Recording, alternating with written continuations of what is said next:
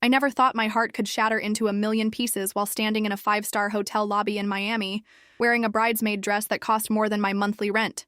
But there I was, mascara running down my cheeks, clutching my purse like it was the only thing keeping me anchored to reality, as my best friend since childhood screamed at me to get out of her wedding.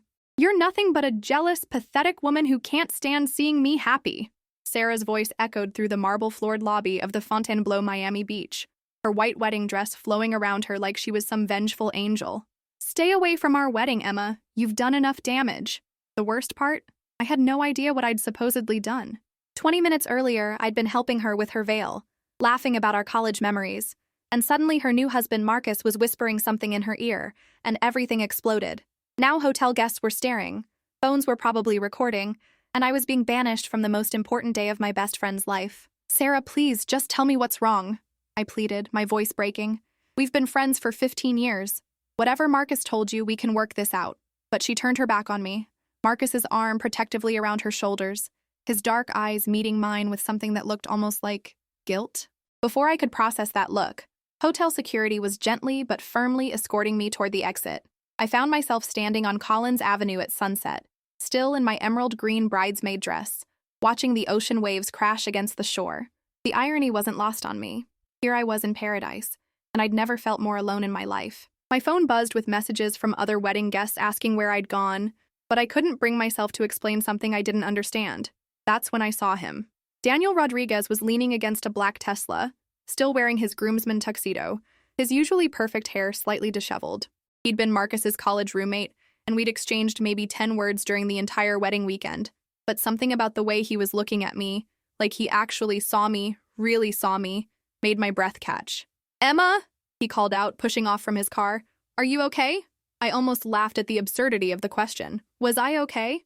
I'd just lost my best friend, been humiliated in front of 200 people, and had no idea why. "Do I look okay?" I shot back, gesturing to my tear-stained face. He walked closer, and I noticed his jaw was clenched tight, like he was fighting some internal battle. What Marcus told Sarah, it wasn't true. My heart stopped. "You know what this is about?" Daniel ran a hand through his dark hair, and I could see the conflict written all over his face. "I shouldn't be telling you this. Marcus is my friend, but..." He looked back toward the hotel, then at me. "He told Sarah that you tried to kiss him last night at the rehearsal dinner." The world tilted sideways. "What? That's insane. I barely spoke to Marcus last night. I was with you and the other groomsmen most of the evening, and then I went to bed early because I had to help Sarah get ready this morning." "I know," Daniel said quietly. "I was there. You never left our group except to go to the bathroom and to say goodnight. But Marcus? He's been acting strange all weekend. Nervous, jumpy, and not the normal groom nerves." I stared at him, trying to process this information. Why would he lie about something like that? Why would he want to destroy my friendship with Sarah? Daniel's expression darkened. "Because he's hiding something bigger, and he needed a distraction." "Emma, I think Marcus is having an affair." The words hit me like a physical blow. Sarah, my beautiful, trusting, loyal Sarah, who'd been planning this wedding for 2 years, who'd been so happy she was practically glowing. "Are you sure?" "I've seen the texts, phone calls he takes in private. And yesterday, when we were getting fitted for our tuxedos, he got a call and stepped outside. I heard him say, 'I can't keep doing this, and after the wedding, we'll figure it out.' When he came back in, he looked like he'd seen a ghost. I felt sick. We have to tell her. With what proof? He'll deny it, and after what just happened? Do you think Sarah will believe you over her new husband?" Daniel's voice was gentle but realistic. "She's already convinced you're jealous and trying to sabotage her marriage." He was right, and that made it even worse. I was trapped in a nightmare where the truth made me look guilty, and staying silent made me complicit. So what do I do? Just let my best friend marry a cheater? "We get proof," Daniel said firmly. "Real, undeniable proof. But first, you need to get out of that dress and somewhere safe. You look like you're about to collapse." I realized he was right. The adrenaline was wearing off, and I was starting to shake. "I don't have anywhere to go. My flight isn't until tomorrow, and my hotel room was part of the wedding block. I can't exactly go back there." Without hesitation, Daniel pulled out his phone. "I'm getting you a room at the Setai. It's quiet, private, and far enough from the Fontainebleau that you won't run into any wedding guests." "Daniel, I can't let you pay for..." "You're not letting me do anything," he interrupted, already dialing. "I'm choosing to help because what's happening to you is wrong, and because..." He paused, meeting my eyes. Because I've been watching you all weekend, and you're nothing like the person Marcus described to Sarah. There was something in his voice, something that made my pulse quicken despite everything that had happened. What do you mean? I mean you spent Friday night helping Sarah's elderly aunt find her medication when she was having a panic attack. You gave up your seat at the rehearsal dinner so Sarah's cousin's kids could sit together. You've been taking care of everyone else all weekend, and the idea that you'd try to sabotage Sarah's wedding is ridiculous. I felt tears threatening again, but this time they weren't entirely from sadness. Someone believed me. Someone had been paying attention. Thank you, I whispered. An hour later, I was sitting on the balcony of a beautiful suite at the Setai, having traded my bridesmaid dress for jeans and a soft cotton sweater.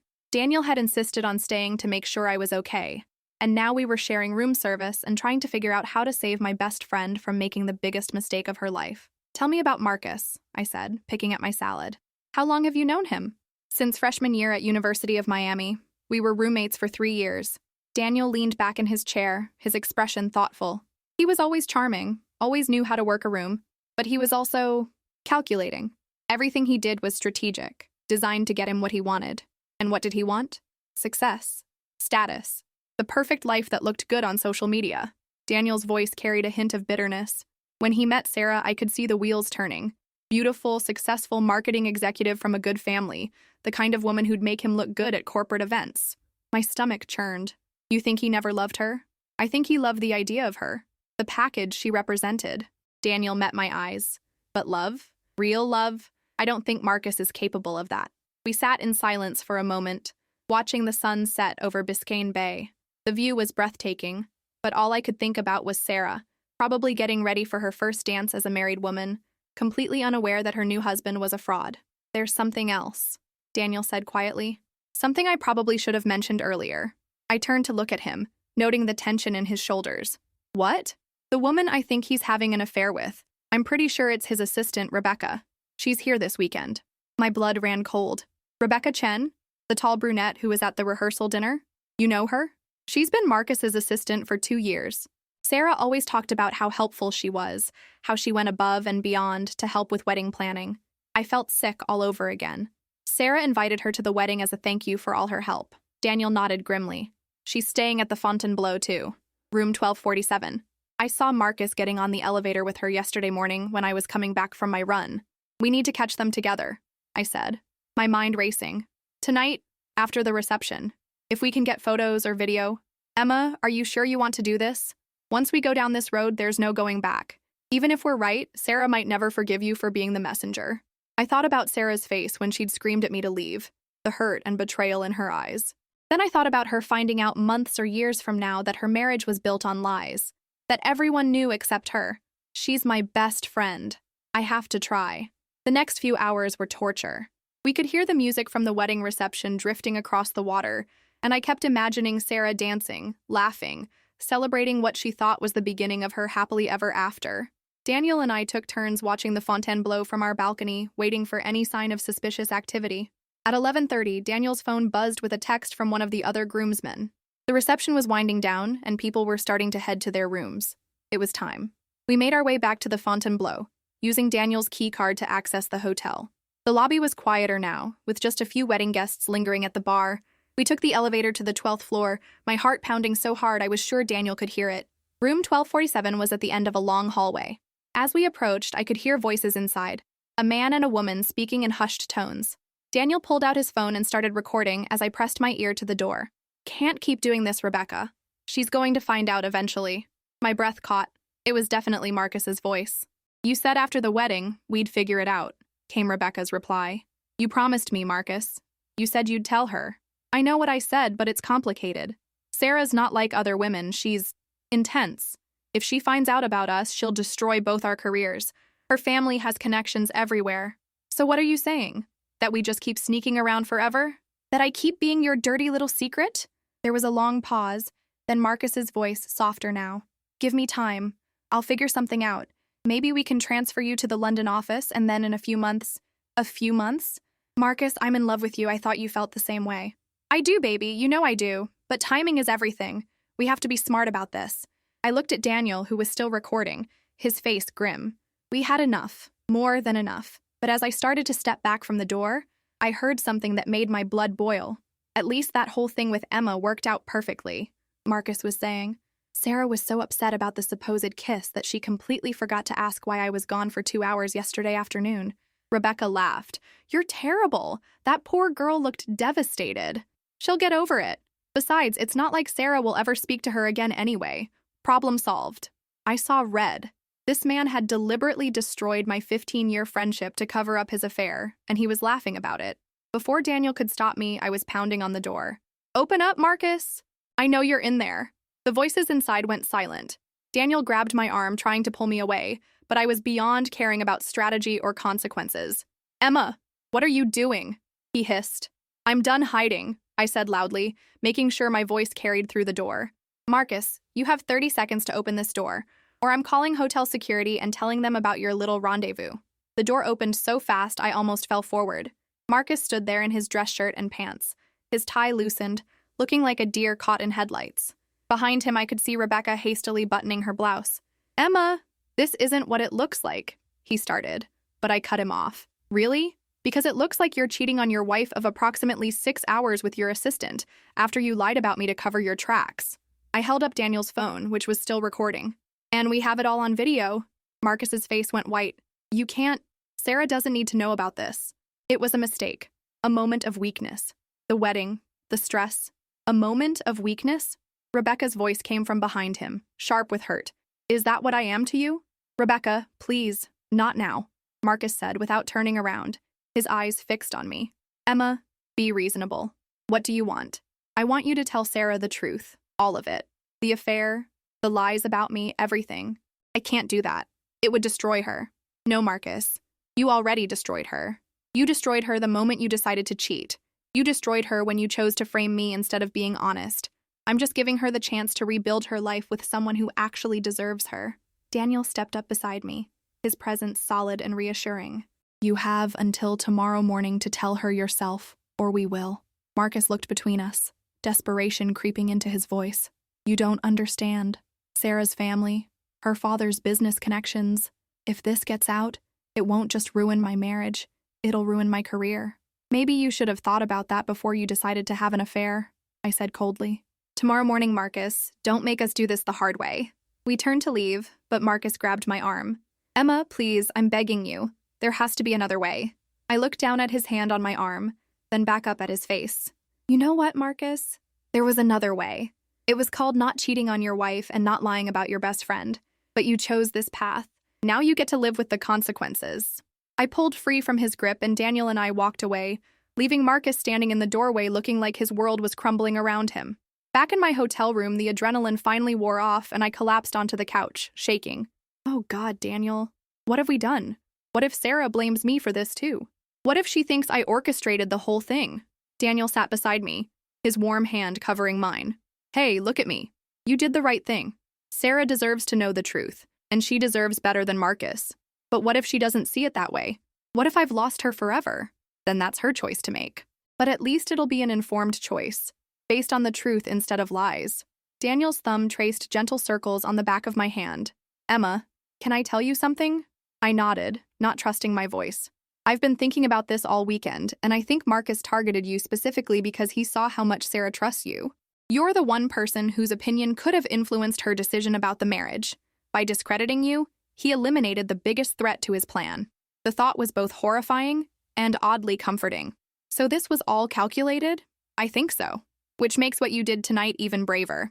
You risked everything to save your friend, even after she'd already turned against you. I felt tears starting again, but this time they were mixed with something else. Relief, maybe, or hope. What happens now? Now we wait and see if Marcus finds his conscience overnight, and if he doesn't, Daniel squeezed my hand. We make sure Sarah knows the truth. I looked at this man who'd stood by me through the worst night of my life, who'd believed in me when everyone else thought I was the villain, and felt something shift in my chest. Daniel, why are you helping me? You barely know me, and Marcus is your friend. He was quiet for a long moment, his dark eyes searching my face. Because the moment I saw you standing on that street corner tonight looking so lost and broken, I knew I couldn't just walk away. And because... He paused, seeming to weigh his words. Because I've been watching you all weekend, and I think you're the most genuine person I've ever met. My breath caught. Daniel, I know this is terrible timing, and I know you're dealing with enough right now, but I need you to know that whatever happens with Sarah, whatever happens next, you're not alone in this. Before I could respond, his phone rang.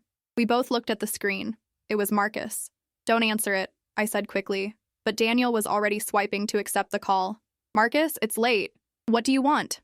I could hear Marcus's voice through the speaker, frantic and desperate. Daniel, please, you have to help me. Rebecca's threatening to tell Sarah everything herself if I don't leave my wife for her. This is spiraling out of control. Daniel looked at me and I nodded. He put the phone on speaker. Maybe you should have thought about that before you started the affair, Marcus. I know I screwed up. But please, there has to be a way to fix this without destroying everyone's lives. What if I confessed to Sarah about the lie I told about Emma, but not about Rebecca? I could say I was drunk and confused, that I misinterpreted something innocent. I felt my temper flare again.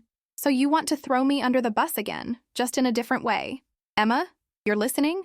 Marcus's voice cracked. Please, I'm desperate here. I'll do anything. Anything except tell your wife the truth, I said coldly. The truth will destroy her.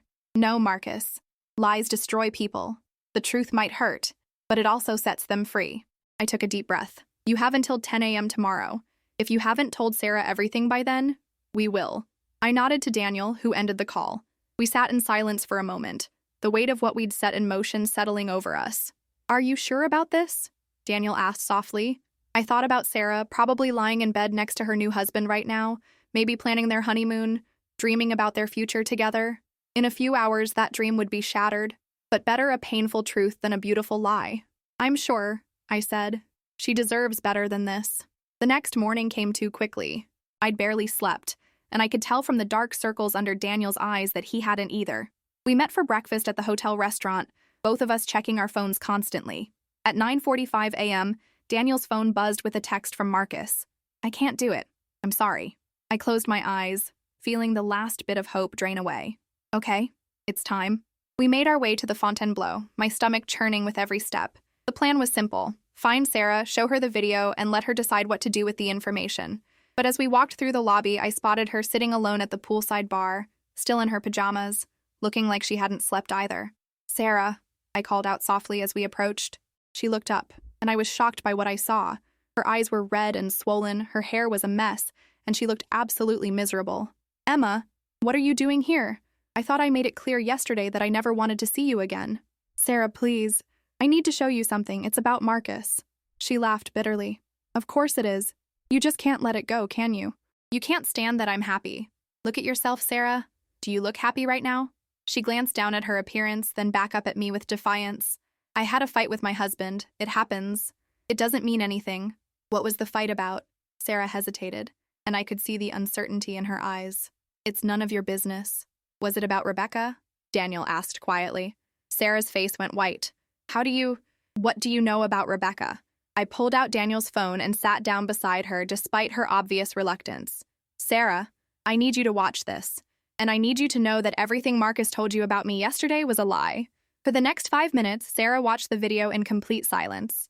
I watched her face go through a range of emotions: confusion, disbelief, hurt, and finally a cold, hard anger that I'd never seen from her before. When the video ended, she sat staring at the phone for a long moment. How long? She asked quietly. We think at least 6 months, Daniel said gently. Maybe longer. Sarah nodded slowly, like pieces of a puzzle were finally clicking into place. The late nights, the business trips that didn't make sense, the way he'd get defensive when I asked about Rebecca. She looked up at me, tears streaming down her face. And yesterday, when he told me you tried to kiss him, I wanted to believe him because the alternative was too horrible to consider. Sarah, I'm so sorry. I'm sorry this happened to you, and I'm sorry I had to be the one to show you. She reached over and grabbed my hand, squeezing it tight. No, Emma. I'm sorry. I'm sorry I didn't trust you. I'm sorry I chose to believe him over you. You're my best friend, and I should have known you'd never do anything to hurt me. I felt 15 years of friendship flooding back in that moment, and I squeezed her hand in return. What are you going to do? Sarah wiped her eyes and straightened her shoulders, and I could see the strong, determined woman I'd always admired emerging from the wreckage. I'm going to pack my things, call my lawyer, and get this marriage annulled as quickly as possible. And then I'm going to make sure everyone knows exactly what kind of man Marcus really is. Sarah, are you sure? Maybe you should take some time to think about this. She shook her head firmly. I've been thinking about it all night, actually. Even before I saw this video. Something felt wrong yesterday from the moment Marcus told me about you. My gut was screaming that it didn't make sense, but I ignored it because I wanted to believe in my fairy tale wedding. She stood up, her jaw set with determination. Well, the fairy tale is over. Time to deal with reality. As if summoned by our conversation, Marcus appeared at the poolside bar, looking haggard and desperate. He spotted us immediately and hurried over. Sarah, baby, there you are. I've been looking everywhere for you. He glanced nervously at Daniel and me. What's going on here? Sarah stood up slowly, her phone in her hand with the video still queued up. I know about Rebecca, Marcus. I know about the affair, and I know about the lies you told about Emma. Marcus's face crumpled. Sarah, please, let me explain. It's not what you think. Really? Because I think you've been cheating on me with your assistant for months, and when you were afraid I might find out, you decided to frame my best friend to distract me. Is that not what happened? Sarah, I love you. Rebecca doesn't mean anything to me. It was just physical, just a mistake. Sarah's laugh was cold and sharp. Just physical? Marcus, I heard the recording. She's in love with you, and you've been making her promises. That's not just physical. That's emotional betrayal on every level. We can work through this. Couples therapy, counseling, whatever you want. Please, Sarah, don't throw away our marriage over one mistake. One mistake? Sarah's voice was rising now, drawing stares from other hotel guests. Marcus, you didn't accidentally trip and fall into bed with Rebecca. You made a choice. Multiple choices. You chose to cheat. You chose to lie. And you chose to destroy my friendship with Emma to cover your tracks. Those aren't mistakes. They're character flaws. Marcus looked around desperately, then focused on me. Emma, please. You know how much Sarah means to me. Help me fix this. I stood up, feeling Daniel's supportive presence beside me. The only thing I know, Marcus, is that Sarah deserves so much better than you. She deserves someone who will love her completely, honestly, and faithfully. Someone who will protect her, not betray her. You don't understand the pressure I've been under, the stress of the wedding, the expectations. Stop, Sarah said firmly. Just stop. I don't want to hear your excuses. I want you to pack your things and get out of my sight. My father's lawyers will be in touch about the annulment. Marcus's face went through a range of emotions. Shock, anger, desperation, and finally, a cold calculation that made my skin crawl. You'll regret this, Sarah. You think you're so perfect, but you're not. You're controlling, demanding, impossible to please. Rebecca appreciates me in ways you never did. The words hung in the air like a slap. I saw Sarah flinch, and I felt my own anger flare white-hot. Get away from her, I said, stepping between Marcus and Sarah. Now? Or what? Marcus sneered. You'll make another recording? You'll spread more lies? The only liar here is you, Daniel said, moving to stand beside me. And if you don't walk away right now, I'll make sure every person at your company knows exactly what kind of man you really are. Marcus looked between the three of us, and I could see him calculating his options. Finally, his shoulders slumped in defeat. Fine. But don't come crying to me when you realize what you've given up, Sarah. You'll never find anyone else who'll put up with your neuroses. He turned and walked away, leaving the three of us standing by the pool in stunned silence. Are you okay? I asked Sarah softly. She was quiet for a long moment, staring after Marcus. Then she turned to me with tears in her eyes, but also something that looked like relief. You know what? I think I will be. For the first time in months, I feel like I can breathe again. What do you mean? He was right about one thing. I have been controlling and demanding lately, but it wasn't because I'm neurotic. It was because some part of me knew something was wrong, and I was trying to control everything else to compensate for the one thing I couldn't control, his faithfulness. I reached out and hugged her tight.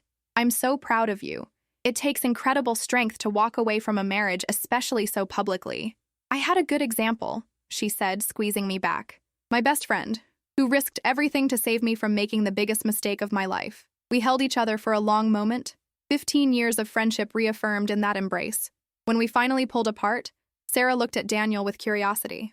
So, Daniel Rodriguez, what's your story? Are you the knight in shining armor who helped my best friend save me from my terrible taste in men? Daniel laughed, and I felt my cheeks warm. I just did what anyone decent would do. No, Sarah said firmly. You did what a good man would do. There's a difference. She looked between us with a knowing smile. And judging by the way you two keep looking at each other, I'd say this weekend wasn't a complete disaster after all. I felt my face burn even hotter. Sarah, what? I'm just saying, it's about time you found someone who appreciates how amazing you are. She grinned at Daniel.